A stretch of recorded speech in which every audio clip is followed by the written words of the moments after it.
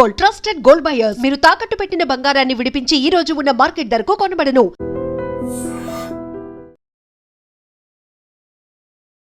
KPHP తులసి నగర్ కాలనీలో ఏపీకి సంబంధించిన ఇద్దరు దంపతులు నివాసం ఉంటున్నారు. అట్లాగే వాళ్ళకి 4 ఏళ్ల కుమారుడు కూడా ఉన్నాడు. అయితే భర్తనేమో సాఫ్ట్వేర్కి సంబంధించిన జాబ్ చేస్తూ ఉంటారు హైటెక్ సిటీలో. ఈమెనేమో వర్క్ ఫ్రమ్ హోమ్ అంటూ చాలామంది కొన్ని వర్క్స్ చేస్తూ ఉంటారు.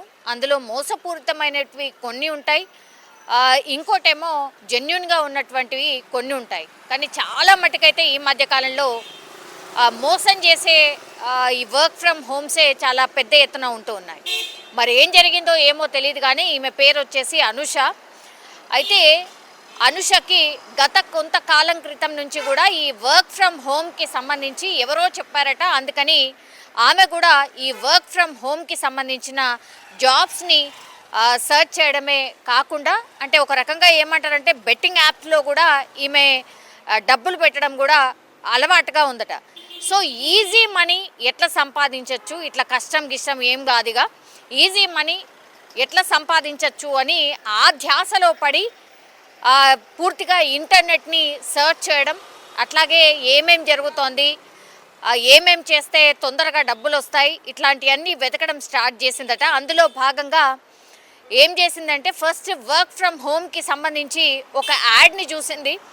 అందులో ఒక 1000 పెట్టుబడి పెడితే మీకు నెల తిరిగే లోపల 30,000 రూపాయలు రిటర్న్స్ వస్తాయంటూ కూడా ఒక ప్రకటన చూసింది. అందులో భాగంగా ఏం చేయొచ్చు ఏంటి అనేది కూడా పూర్తిగా చూసినప్పుడు ఆమె 1000 పెట్టుబడి పెట్టగానే ఆమెకు నిజంగానే ఒక నెలలో 30,000 రూపాయలు రిటర్న్స్ వచ్చాయి. దీంతో ఆశ పుట్టింది అనుషకి. దెన్ అగైన్ ఆ 30,000 పెట్టుబడి పెడితే 1,00,000 రూపాయలు ఇస్తాము అని ఆశ చూపారు. సో ఏంటి ఆ కంపెనీ ఏంటి అనేది కూడా ఏమీ ఆలోచించకుండా 1000కి 30,000 వచ్చాయి కాబట్టి ఇప్పుడు 30,000 పెడితే 1,00,000 వస్తాయి అనుకుంది. అంతే, ఏమీ ఆలోచించకుండా 30,000 అగైన్ పెట్టుబడి పెట్టింది. అది 30,000 పెట్టుబడి పెట్టేటప్పుడు కూడా, అంటే ఆమెకు 1000 నుంచి 30,000 వచ్చినప్పుడు కూడా ఆమె భర్తకు ఎట్లాంటి ఇన్ఫర్మేషన్ లేదు. మళ్ళీ 30,000 పెట్టేటప్పుడు కూడా కనీసం భర్తకు ఏమాత్రం చెప్పకుండా అట్లా పెట్టుబడి పెట్టేసింది.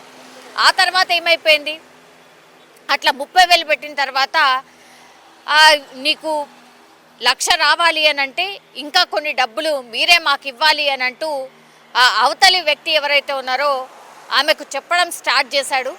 1,00,000 రావాలి అంటే మీరు రిటర్న్గా ఇన్ని డబ్బులు మళ్ళీ మాకు ఇస్తే అవన్నీ కలిపి మళ్ళీ మీకు ఇస్తాము అన్నటువంటి మాట చెప్పి నమ్మించి తీరా చూస్తే మోసం చేసినటువంటి పరిస్థితి. మోసపోయాను అని ఎప్పుడు తెలిసింది అంటే ఆమె దగ్గర ఉన్నటువంటి బంగారం ఏదైతే ఉంటుందో దాని అన్నిటినీ కూడా తాకట్టు పెట్టి, ఎందుకంటే భర్తకు చెప్పలేదు కదా ఇట్లాంటి పెట్టింది అని చెప్పలేదు కాబట్టి ఆమె దగ్గర ఉన్నటువంటి బంగారాన్ని తాకట్టు పెట్టి ఆ డబ్బును తీసుకొచ్చి అగైన్ మళ్ళీ ఈ వర్క్ ఫ్రమ్ హోమ్కి సంబంధించి ఏదైతే ఆమె ఆ ట్రాప్లో పడిందో వాళ్ళకి పంపించిన తర్వాత ఎంతకీ డబ్బులు ఇవ్వకపోగా ఇంకా మీరు డబ్బులు పంపిస్తే కానీ మేము అవన్నీ డబ్బులు ఇవ్వడము అని ఇట్లా చెప్పడం స్టార్ట్ చేశారు. దీంతో ఆమెకు అర్థమైంది ఏంటి అని అంటే, అనుషకి అప్పుడు అర్థమైంది నేను మోసపోయాను, నా డబ్బులన్నీ పోయినాయి, ఇప్పుడు నేను తాకట్టు పెట్టిన బంగారం అదంతా కూడా అటే పోయింది అన్నటువంటిది అర్థమైంది. ఆ తర్వాత ఏం చేయాలి, ఇప్పుడు ఆమె బంగారం అమ్మి ఆమె బంగారం తాకట్టు పెట్టి ఇవన్నీ తెచ్చింది. సో ఆ బంగారాన్ని విడిపించాలి, లేదంటే భర్త తనని అడుగుతాడు కాబట్టి ఇంకో చోటు నుంచి అప్పు తీసుకొచ్చి ఆ బంగారాన్ని విడిపించింది. కానీ అప్పు అలాగే ఉండిపోయింది. ఇప్పుడు ఈ అప్పు తీర్చడానికని ఆమె బెట్టింగ్ యాప్స్లో పెట్టుబడి పెట్టడం, బెట్టింగ్ యాప్స్లో డబ్బులు పెట్టడం స్టార్ట్ చేసింది. అక్కడ కూడా పూర్తి స్థాయిలో మోసపోయింది. సో ఇవన్నీ వరుస పెట్టి ఒకదానికొకటి జరగడంతో ఇంకా ఎవరికి చెప్పాలో అర్థం కాక ఫుల్ స్ట్రెస్లో ఉండి అప్పులు పెరిగిపోయాయి కాబట్టి భర్తకు చెప్పుకోలేక, అటు తన అనే వాళ్ళకి ఎవరికి చెప్పుకోలేక ఇంకా నేను బతకడం వేస్ట్, నాకు ఆత్మహత్య శరణ్యం అంటూ ఆమె ఒక సూసైడ్ నోట్లో కూడా క్లియర్ కట్గా ఏమేం జరిగింది, ఎక్కడ పెట్టుబడింది, ఎక్కడ పెట్టుబడి పెట్టింది, ఎన్ని అప్పులు ఉన్నాయి, ఇవన్నీ రాసి పెట్టి సూసైడ్ నోట్ రాసింది. అట్లాగే అందరికీ సారీ చెప్తూ ఆ సూసైడ్ నోట్లో రాసుకొచ్చినటువంటి పరిస్థితి. ఇదంతా పూర్తిగా అంటే చేయి దాటిపోయిన తర్వాత వాళ్ళ హస్బెండ్కి కూడా తెలియనటువంటి పరిస్థితి. ఏం చేసింది, ఇవన్నీ అప్పులయ్యాయి, అన్నీ అయిపోయాయి కాబట్టి ఆమె వాళ్ళ హస్బెండ్ 11 గంటలకు రాత్రికి, అంటే ఆయన డ్యూటీ చేసుకొని సాఫ్ట్వేర్ ఇంజనీర్ కాబట్టి హైటెక్ సిటీ నుంచి డ్యూటీ చేసుకొని 11 గంటల ప్రాంతంలో వచ్చినప్పుడు 4 ఏళ్ల కొడుకు అండ్ తను ఇద్దరు మాత్రమే ఉంటారు. ఆమె ఫ్యాన్కి ఉరేసుకుంది.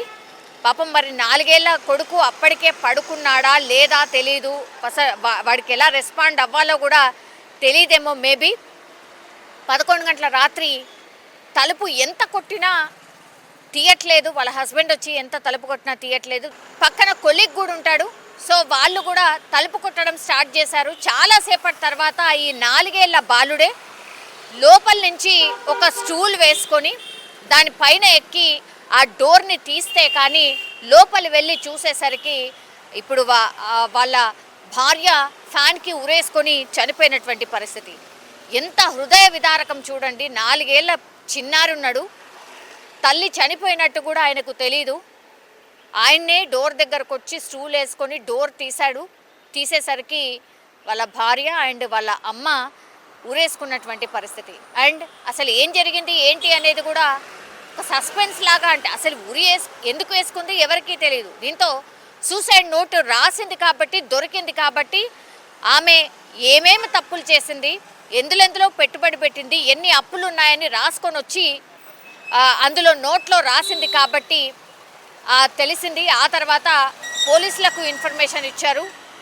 పోలీసులు కేసు రిజిస్టర్ చేసుకొని మీరు ఈమె ఎక్కడ పెట్టుబడి పెట్టింది అంటే అగైన్ సైబర్ నేరం కిందనే వస్తుంది.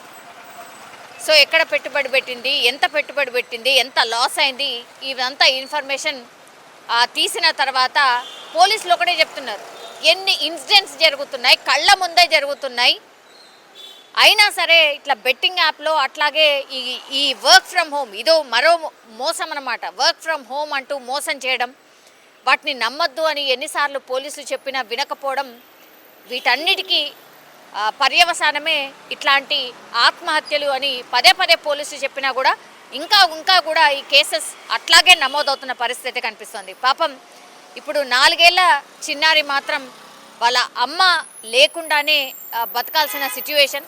సో ఇట్లా ఫ్యామిలీస్ అయితే ఆగమైపోతున్నాయి. అన్నీ ఏవేవో ప్రకటనలు వస్తే దయచేసి ఓపెన్ చేయకండి, చూడకండి, ఇవన్నీ సైబర్ నేరాలకు సంబంధించిన పన్నాగాలు అని ఎన్నిసార్లు చెప్పినా మరి ఇట్లా మోసపోయే వాళ్ళు ఉంటూనే ఉన్నారు, ఇట్లా మోసం చేసే వాళ్ళు పుట్టుకొస్తూనే ఉన్నటువంటి సిచ్యువేషన్ అయితే కనిపిస్తుంది. కానీ ఒక ఫ్యామిలీ మాత్రం మళ్ళా ఆగమైపోయిన పరిస్థితి. మళ్ళా ఒక బెట్టింగ్ యాప్ వల్లనే ఇప్పుడు ఈ ఫ్యామిలీ అయితే పూర్తిగా ఆగమైపోయిన పరిస్థితి కనిపిస్తుంది. మాకు 8th రోజు లేట్ నైట్ ఒక కాంప్లైంట్ రావడం జరిగింది. అనుష్ అని 25 years 25 years ఆమె హ్యాంగింగ్ చేసుకొని ఇంట్లోనే చనిపోయిందని సమాచారం వస్తే మా నైట్ డ్యూటీ ఆఫీసర్ పోయేసి చూస్తే నైట్ హ్యాంగింగ్ చేసుకున్నట్టున్నది. అయితే వాళ్ళ భర్త సాఫ్ట్వేర్ ఇంజనీరు హైటెక్ సిటీలో చేస్తారు. వాళ్ళ భర్త 11 o'clock అట్లా వస్తాడు. ఈమెనేమో ఇంట్లో సాఫ్ట్వేర్ వర్క్ ఫర్ హోమ్ అని చెప్పేసి ఇంట్లోనే వర్క్ చేస్తుంటుంది. యాప్ ప్లస్ బెట్టింగ్ కొద్దిగా అలవాటు ఉన్నది. ఆ గోల్డ్ తాకట్టు పెట్టి వేరే వాళ్ళ దగ్గర అప్పు తెచ్చుకున్నది. అది కాక ఫ్రెండ్స్ దగ్గర అప్పు 1.5 lakh దగ్గర తెచ్చుకున్నది. నా భర్తకు తెలిస్తే ఇదేమన్నా ఇష్యూ అవుతుందని చెప్పేసి ఉద్దేశంతో వాళ్ళ భర్త ఆఫీస్కి వెళ్ళిన సమయంలో ఫ్యాన్కి ఊరేసుకొని చనిపోవడం జరిగింది. అయితే వాళ్ళ భర్త 11 o'clock వచ్చి తలుపు కొడితే ఎంత కొట్టినది తెరవలేదు. వాళ్ళ కొలీగ్ కూడా పక్కనే ఉంటాడు. వాళ్ళ కొలీగ్ ఇద్దరు వచ్చి ఎంత సౌండ్ చేసినా రాలే. వాళ్ళ 4 years బాబు ఉన్నాడు. ఆ 4 years బాబు వచ్చేసి బెంచ్ స్టూల్ వేసుకొని బోల్ట్ తీసేస్తే చూసుకుంటారు. కానీ అప్పుడే సూసైడ్ నోట్ కూడా రాసింది. అందులో నేను ఇట్లా అందరికీ బై అందరు అని ఐ లవ్ ఫర్ ఆల్ అని చెప్పేసి రాసేసి నేను ఇవన్నీ చేసిన అని చెప్పేసి సూసైడ్ నోట్లో రాయడం జరిగింది. ఈ బెట్టింగ్ యాప్లు తర్వాత ఈ టెలిగ్రామ్ యాప్లకి లోన్ అయ్యి చాలామంది ఇట్లా ప్రాణాలు కోల్పోతున్నారు. అలా ప్రాణాలు కోల్పోకుండా అందరూ అవేర్ కావాలి. అన్నెసరీ వచ్చే లింక్స్ కానీ తర్వాత బెట్టింగ్స్ కానీ ఫోన్లలో వస్తే దాన్ని యూజ్ చేయకూడదు. యూజ్ చేసి ఏమన్నా ఉంటే సమాచారం పోలీసు వాళ్ళకి తెలపాలి. దాన్ని బ్లాక్ అన్న చేయాలి. కానీ తప్పించి కానీ యూజ్ చేయడం వల్ల ధన ప్రాణాలు మొత్తం కోల్పోతున్నారు. చాలా లాస్ అవుతారు పబ్లిక్. భవిష్యత్తులో కూడా ఇలాగనే పబ్లిక్ అవేర్ అయితేనే దీని మీద పబ్లిక్కి సేఫ్టీ ఉంటుంది. సైబర్ క్రైమ్ చాలా ఇప్పుడు బాగా అవేర్ ఉంటేనే మనం మన సేఫ్టీగా ఉండగలుగుతాము. అందుకనే పబ్లిక్ అవేర్గా ఉండాలి కోరుతున్నాను. నిజంగా ప్రస్తుతం ఉన్నటువంటి సమాజం దేనికి ప్రయారిటీ ఇస్తుంది? ఆర్థిక సంబంధాల చుట్టూ మాత్రమే తిరుగుతోంది. మళ్ళీ ఎన్నికలంగానే చాలా విరక్తి కలుగుతాం. మంచి అనిపిస్తుంది కదా, లేడీస్ కూడా ఛాలెంజింగ్ జాబ్స్ చేసినప్పుడు చాలా బాగుంటది. ట్రాఫిక్ అసిస్టెంట్స్ గా నియమించిన ట్రాన్స్జెండర్స్ అందరితో సాల్యూట్ చేయించుకుంటున్నారు. ఫుడ్ డెలివరీ ఇవ్వటానికి వెళ్ళినటువంటి డెలివరీ బాయ్ అనిల్ పై కళ్ళ ముందు